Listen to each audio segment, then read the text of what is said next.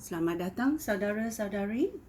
Ya, minggu ini kita masuk belajar mengenai iman dengan lebih teliti.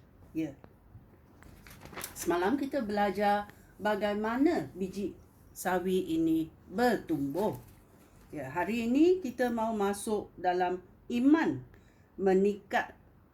mengikut tahap. Ya.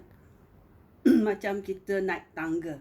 Satu tangga dan kita boleh naik ke atas, ya. Hari ini kita masuk mengenai tahap ini, ya. Dalam Lukas babak 17 ayat 6, dia berkata, ya. Tuhan menjawab, ya. Jika kamu mempunyai iman sebesar biji sawi, kamu dapat berkata kepada pokok ara ini, tercabutlah dan tertanamlah di laut. Pasti pokok itu akan menurut perintah kamu. Adakah kita membuat begitu? Ya? Kalau kita membuat begitu, banyak kita tengok negara-negara kita bertukar-tukar. Ya, tetapi tidak banyak orang berkata macam itu. Ya. So, ayat ini sangat mengelirukan ramai orang juga, ya. Dia berkata, ya, dalam Markus babak 11 ayat 23. Ya. Markus babak 11 ayat 23 berkata, Yesus menjawab mereka, percayalah kepada Allah, maka kamu dapat berkata kepada bukit ini. Bukit ini.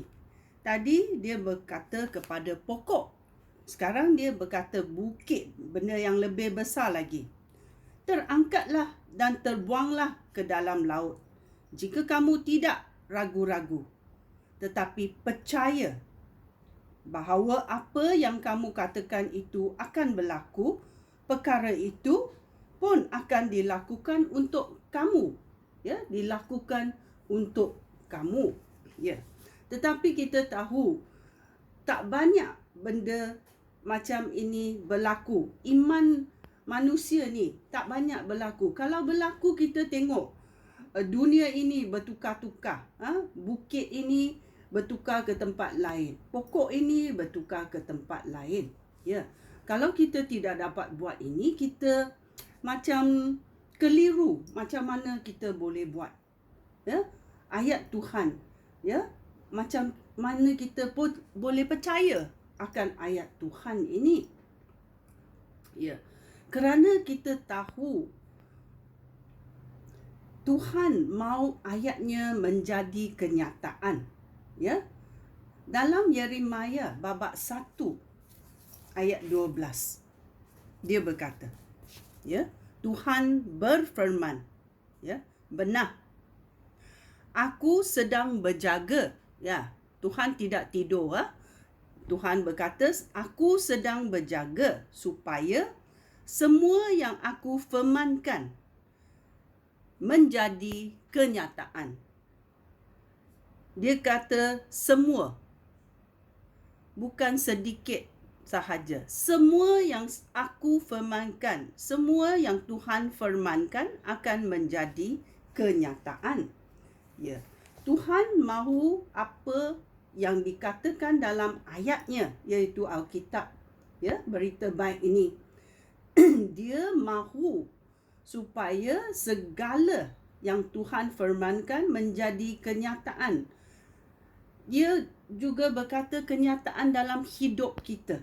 Ya, bila kita ucap.